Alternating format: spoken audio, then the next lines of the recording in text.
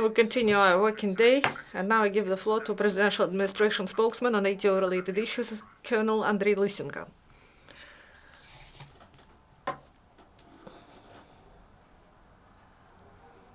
Good afternoon, dear colleagues, and now information about the events in the ATO area during the last 24 hours. In Lugansk area, the enemy violated ceasefire 3 times, and these incidents were in Shestya and Novotarskivska village, Bakhmutska highway. The militants delivered fire during the dark hours of the day. In Donetsk area, there was 1 heavy shelling delivered by the enemy at Shakhta Putilovska, that is also known as Butovka Donetsk mine. The enemy used mortars of 82 and 120 millimeter mortars, and the enemy launched 40 mines at our position. This shelling was delivered during 2 hours. According to the information of Chief Intelligence Department of the Ministry of Defense, the enemy strengthened its front units in Donetsk area. In the region of Donetsk airport, an artillery Rapira battery was brought, and also a battery of howitzers D-30 and platoon of Mstab-B howitzers. And also from Donetsk to Spartak, they moved up to a company of the militants, and to Alexandrovka, they brought 2 self-propelled systems, 2 APCs, and truck with the military personnel. And these are the equipment of people of 100th Detached Motorized Brigade of the 1st Army Corps of DPR.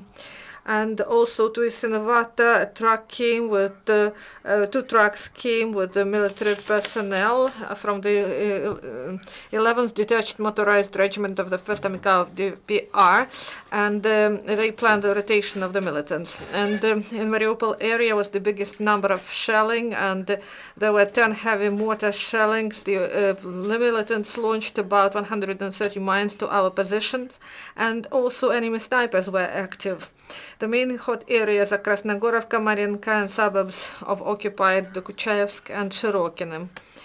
On the whole, in Mariupol area, there were 19 enemy shellings. And yesterday, a local resident of Granitne was injured in his legs and hands. This man was brought to Volnovasky City Hospital, and we call on everyone to follow safety rules when at the line of contact, and pay attention to warning signs. And if there are no such signs, you should be vigilant. During the last 24 hours, as a result of the military actions and shellings, no Ukrainian serviceman was killed, but 3 servicemen were wounded, and it happened in Shirokino village. Ukrainian patriots continue to help frontline area residents.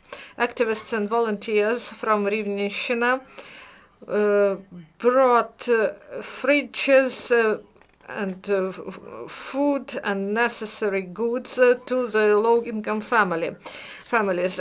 Volunteers visited Girske and Krymske to help school children, and also they brought several tons of basic goods that were distributed among the residents of Trehizbenka, Lopaskne, Lobacheva, and Kryakivka. Also, volunteers provided a mini bus for the servicemen of civil and military cooperation groups.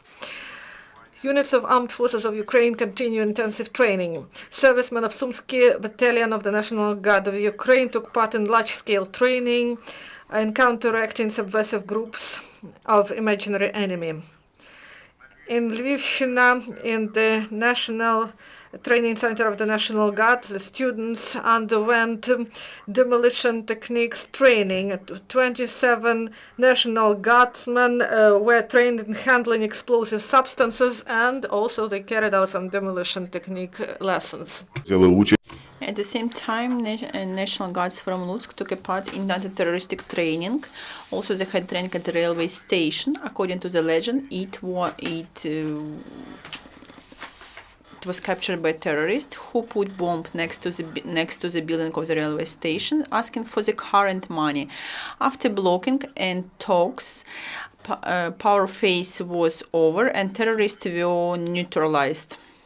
Also, volunteer instructors had a course of tactical medicine for the employees of Tourette's police department. They got practical skills of the saver.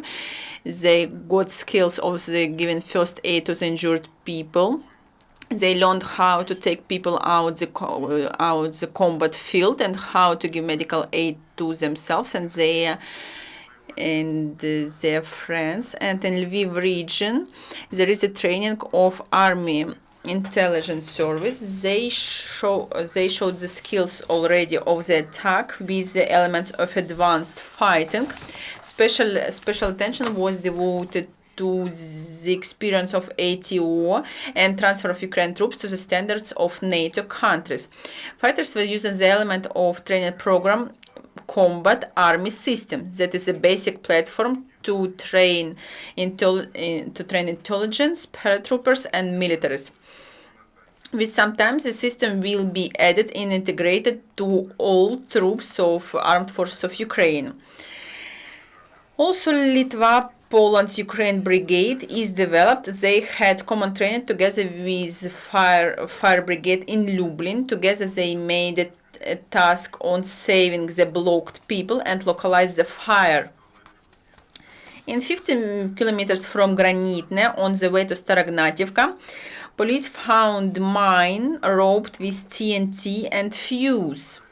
Ukrainian deminers quickly neutralized this explosion device, and according to the Chief Intelligence Department of the Ministry of Defense of Ukraine, militant forces were reinforced by fresh people from Russia. Yesterday, to Debaltseva train came with military equipment. There were 3 tanks, 2 Grad units, 2 trucks, 3 covered wagons, and 4 trucks with fuels and lubricants of 200 tons each. That's all for now. If you have any questions, I will be glad to answer them. Thank you very much, Colonel. Any questions? No questions. Thank you very much, Andriy. Thank you.